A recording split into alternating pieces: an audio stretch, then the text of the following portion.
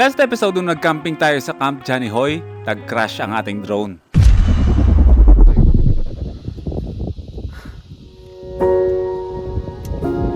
Dalawang drone natin, nag-crash sa loob ng 2 linggo. Pero pabalik na sana tayo ng Bulacan, may magandang balita. Yung nawala ako na drone, ay meron nakapulot din kahapon mismo nung pagka-crash.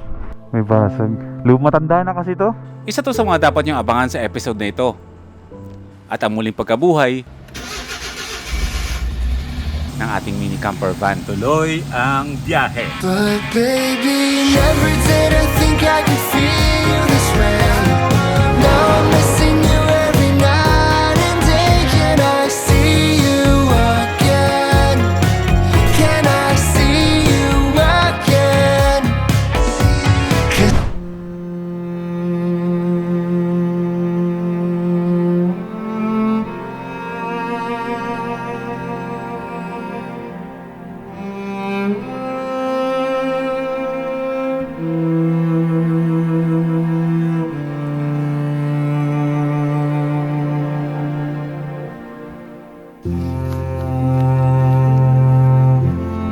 Masakit kapag ang realidad na ang nagturo sa'yo.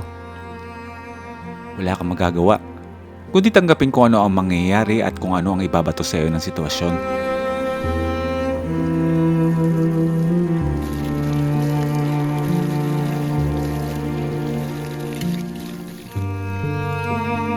Ang totoong aral na matututunan natin, sitwasyon ng totoong buhay.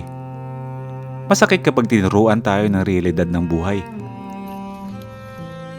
Pero hindi yun para wasakin ka, kundi para hubugin ka pa ng mas maayos. Mula sa pagkabasag hanggang sa mabuo ka ulit. May lamat man ang sarili, pero doon mo na iingatan ang halaga mo sa iba. Babasagin at babasagin ka ng realidad. At doon na rin papasok ang matinding pag-iingat sa sarili mo. Basag ka man, may lamat ka man,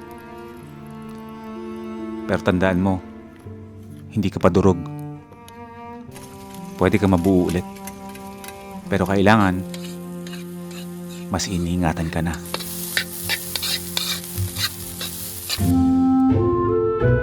Gising na. Tradlaw yun.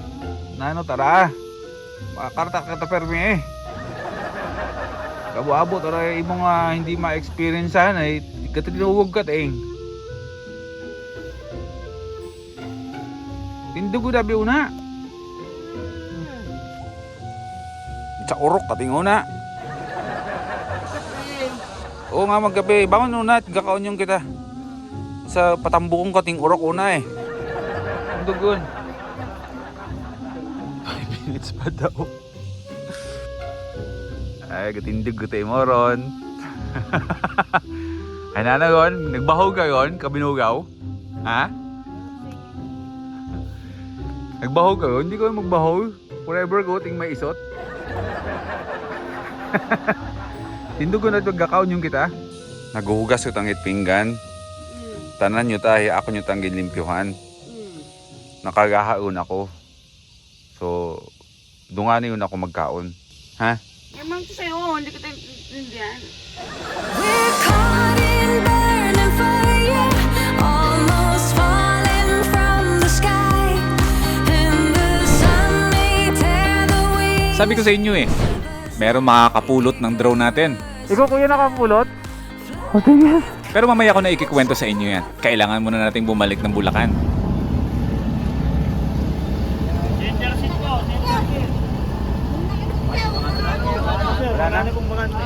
Wala na daw. Wala na. Inabot kami na 2 oras para mag-antay ng bus na masasakyan papuntang Cubao. Mario, nasa kanan mo atin ha. Nakasakay na rin kami sa wakas. Nasakay na. Florida. Don't disappoint us. First time Florida. Pabilis kaya natin na. First time. Okay, first time mo mag-Florida. Bayad na ba tayo? Bayad na. Oo, bayad na. 630 pesos each. Solano to Cubao. Tapos Cubao to Bulacan yan mamaya. Pero mga alas 9 pa tayo ng gabi mga kalbi. Ba't ako magmumotor? Ang init. Sakto, hating gabi nasa Bulacan tayo. Ano mo na kina-excite ko dito? Yung mga stopovers. Oo. Kakain tayo. Dibig ka nga. Matipid ako. Matapos na yung araw, 50 pesos pa lang ang nagagastos ko. Nag-decide kami na mag-bus na lang para hindi na rin mapagod, makaidli pa habang nasa biyahe. Dahil pag uwi natin ng Bulacan, magbabalik van life ulit tayo. Nag-stop over muna kami. Cubao, Sampaloc. Ano kayo last nga? Kain muna kami. First time ko sumakay sa Florida bus. Ikaw ba first time mo ba? Hindi. Hindi na. Ako pala ang first timer dito. Tara, stop over. Wow, para may kasal Dito pumila. Mahal, employee ka ba? Dapat maging empleyado muna ng Florida bago kumain doon. Pero may nagsabi sa amin na mas mura daw ang pagkain sa labas. Sa labas tayo. At binigyan kami ng tip mas mura daw sa labas.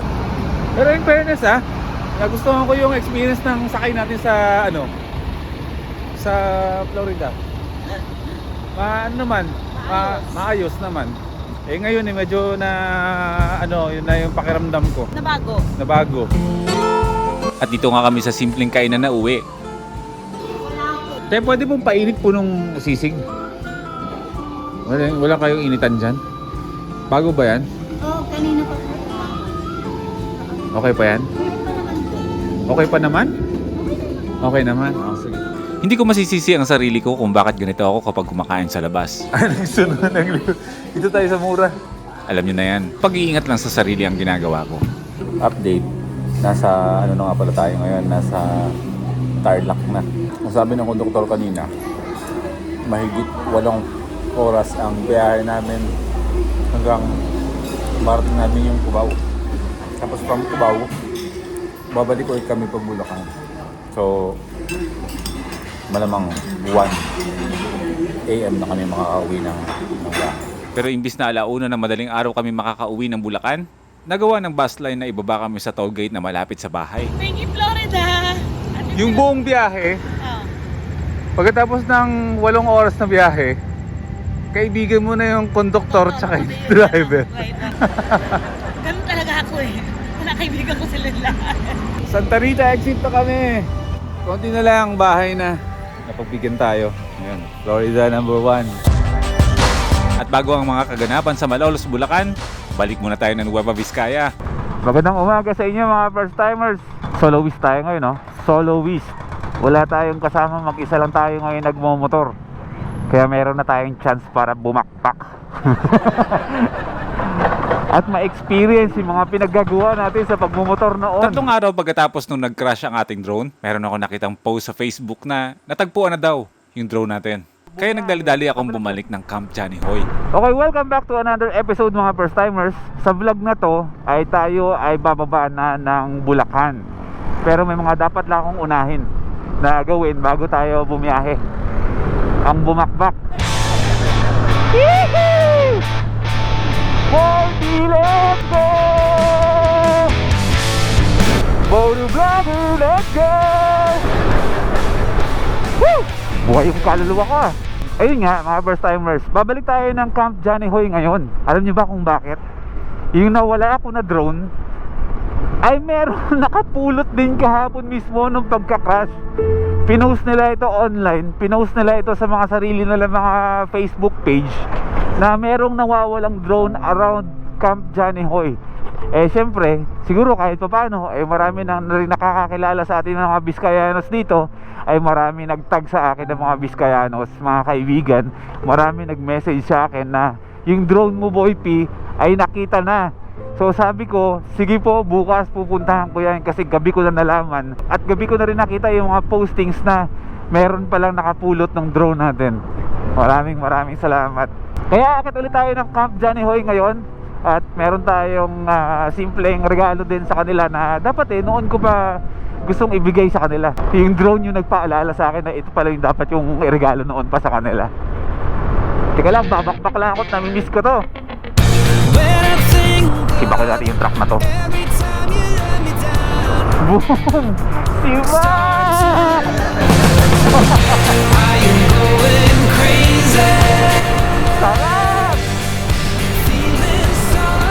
Bobby!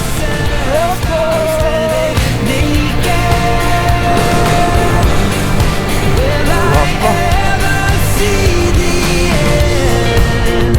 Meron pa rin pala akong kakayahan magpatakbo ng ganito. Aakyat tayo.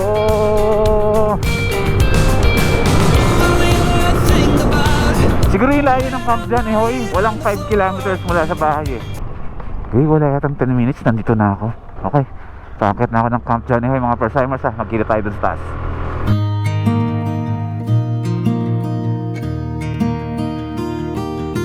Weirdo man, pero yung pakiramdam ng merong taong biglang nawala sa'yo, tapos ngayong araw, makikita mo siya ulit. Sasamahan tayo ni Kuya Johnny. Bababain natin yung bahay nila dun sa baba. Ganda naman dito. Nagsisimula na namang bumerde ang Nueva Vizcaya dahil nga pumasok na ang tag-ulan dito. Yung mga nagiging kulay brown ng mga kabundukan tuwing summer ay unti-unti na naman sila nagiging berde ulit. At narating na nga natin ang area kung saan merong nakapulot ng drone natin. May mga off-road na ganito, yung nakababa na lahat ng paa mo. Tapos yung mga lokal kapag nagbumotor, hindi lang bababa ng paa. Napaka-basic ko sa kanila kahit madulas yung daan. Grabe ba? Yan na yun. Ikaw kuya nakapulot? O tingin. Okay. May basag. Matanda na kasi to. Tatago ko na lang siguro din to. Oo, itatago ko na lang to as a remembrance. Kasi baka pag pinaayos ko pa, alam nyo na. Sabi ko nga merong sentimental value itong drone na to. Grabe ba ang pinagdaanan niya. Siya ang nakapulot. Doon si kuya.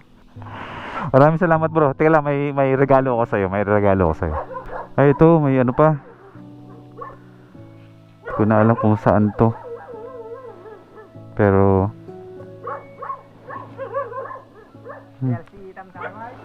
takip yata dito. Wala na, barag-barag na to.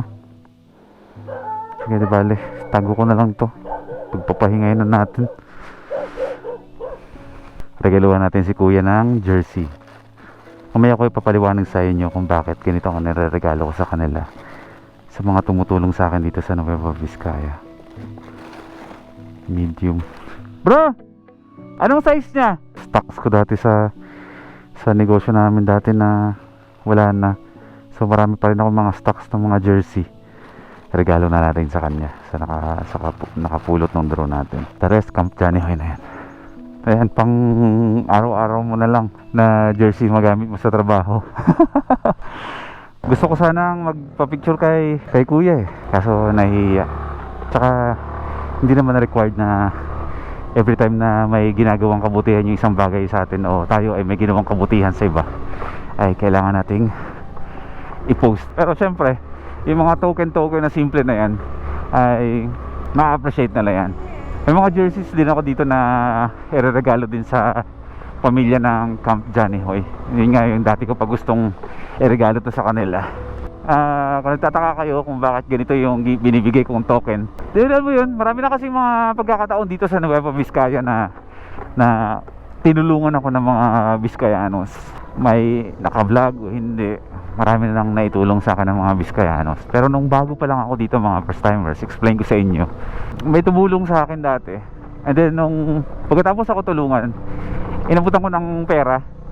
So parang na frustrate siya na bakit kailangan mo ako bigyan ng pera, gusto lang naman kitang tulungan, parang ganyan. So hindi lang isang beses nangyari sa akin yung mga first timers na tinulungan ako ng Vizcayano na inalokan ko ng pera as pagka-thank you. Talagang lahat yun, talagang hinindian nila yun. Doon ko na-realize dito sa Vizcaya na yung mga tao dito is kapag tinulungan ka nila is tutulungan ka nila, bukal sa kalooban nila ang tulungan ka, hindi dahil tutulungan ko to kasi baka bigyan ako ng pera ng ganyan. Hindi ganyan. Marami na akong experience sa mga Vizcayanos na ganyan. Talagang Kapag tutulungan ka nila, tutulungan ka nila. Yung pera, hihindian nila yan dito, sigurado yan. Kasi wala sa isip nila yung tumulong dahil sa pera. Pero syempre, yung mga ganyan, yung mga jersey, mga damit-damit na kusan magagamit nila sa pang-araw-araw nila, sa pagbumotor o sa pagtatrabaho, sa construction, malaking bagay yun sa kanila. Ano naman yan may XL, ikaw na lang bahala sa kanila kung ano. Yan, para mas safe pa.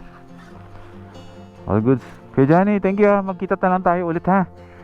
Papasyalali kami pagbalik dito ha. Tuloy na ako bro. Thank you.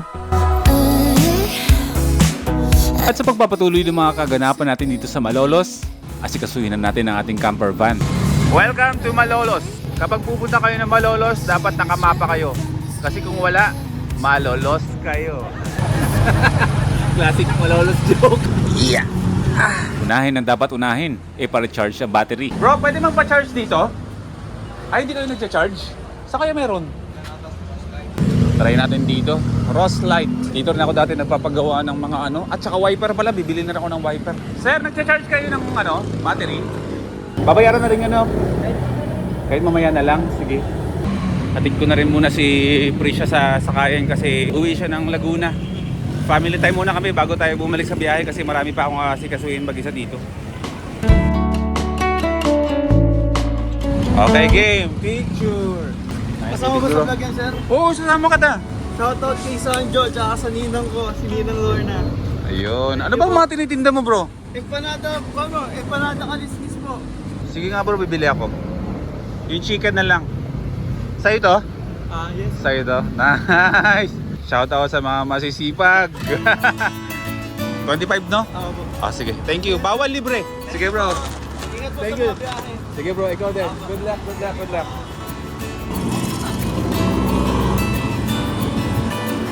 Lalakarin ko na lang pa uwi. Mga 2.5 kilometers hanggang bahay para meron akong exercise. Baka meron ng bukas na kape. Sabay natin sa empanada. Ayun, bukas na. Bro, good morning. Paano nga bro ng black coffee, no sugar? Ganda nung vibe ng lugar Ngayon lang ako napasok dito. Parang meron ito sa labas namin. Tapat ng SNR. Sabi ko na nga ba Cold brew. Angos. Box na naka off-road tires. Ganda. Pwede kaya yung mga ganyan, yung box, yung kaha, tapos yung makina yung mga modern makina na gawin mo pang camping, naka-box ka, off-road tires, tapos iba yung makina mo, limas ng makina. Dati may pinapanood akong camper sa ibang bansa na kasama niya yung aso niya, naka-box ng ganyan, tapos may roof tent din sa taas. Kung saan sila nagko-cross country, kaso wala na silang dalawa. Kinuha na sila ni Lord na aksidente. Should I stay or should I go? Strong Vietnamese. Ayun. Thank you very much bro. Huwag na bro yung sugar. Thank you. Okay. Good morning muna sa inyong lahat mga first timers mula dito sa Malolos, Bulacan. Ang aking hometown. Rin ko na pa uwi para meron akong exercise kasi kailangan ko hangga't maaari kailangan ko kasi ang exercise sa araw-araw. Mga 40 minutes walk. All goods na. And guess what? Natuluyan na yung pagbabalik ko sa pag-iinom ng kape. Pero syempre, dapat brewed coffee kasi kapag yung mga instant na mga kape, wala, ina-acid reflux talaga ako. Pero kapag yung mga bagong brew, all goods naman. Tingnan niyo yung braso ko sa kakamotor. Sunburn kahit maitim. Sina-sunburn pa din pala ako. Okay. Ang plano natin mga first timers, after natin na mag-spend ng halos 5 days sa Nueva Vizcaya, ay mag-spend ako ng at least 3 to 4 days dito sa Malolos, Bulacan para asikasuhin yung ating camper van. Marami akong dapat gawin. Asikasuhin yung camper van, mag-edit, and then mga personal na mga bagay, and then inaantay ko yung mga in-order ko sa Altitude Outdoor Gears na mga camping equipment. Simpleng lang naman. So kailangan ko lang antayin bago tayo tumuloy sa biyahe. Iba yung vibe ng araw ngayon. Ang lakas makapanumbalik nung feeling na dati nag-adventure ako gamit yung motor. Na tuwing umaga naghahanap ako ng pwedeng pagkapihan. At nakita ko tong lugar na to dito sa MacArthur Highway ng Malolos. Pinasok natin. Maganda pala yung ambience ng lugar na to. Pero dati ko pa nakikita to, dinadaan-daanan ko na lang. So posibleng pwede ko siyang puntahan every time na magja-jogging ako sa umaga. Pwedeng stop over ko ito para magkape. Shoutout kay Kuya sa napakaaga nagtitinda na ng anong tawag dito? Anong tawag sa ganito? Nakalimutan ko na. Shoutout sa mga masisipag at maagang nagtatrabaho para maghanap buhay. Empanada. Masarap. Bro, kung ikaw ang gumawa nito, masarap ang empanada mo. At pagkarating ng bahay, agad-agad ko na inasikaso ang ating camper van. Hi, Watod. Kamusta? Ayun, nakuha ko na yung ating battery. Charge na. At bumili na rin ako ng 2 bagong wiper. Dahil sabi nyo nga sa comment section, sira na ang ating wiper. Sira naman na talaga, matagal na. Hela. What the hell? Install natin.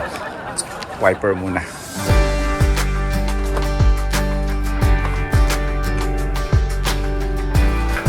Nakukuha ko kahit hindi ako nagbabasa ng manual. Okay, next is battery.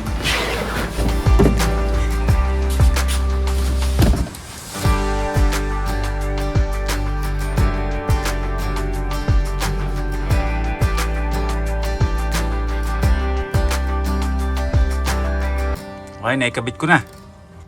Moment of truth. Andar ka naman, di ba? Andar ka.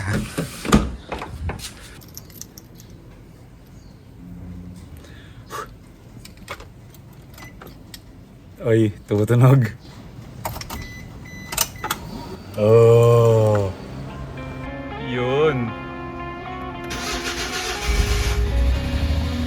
Pero ano yung nagbiblink na yun? Oh, yun, nawala. Alright. Tuloy ang biyahe. But baby, never did I think I could feel this. Next episode ay dadayo naman tayo ng Valenzuela. Ipapa-PMS natin ang ating camper van. At alam niyo na kung sino ang makakasama natin. Kahit hindi ko na sabihin. Can I see you again?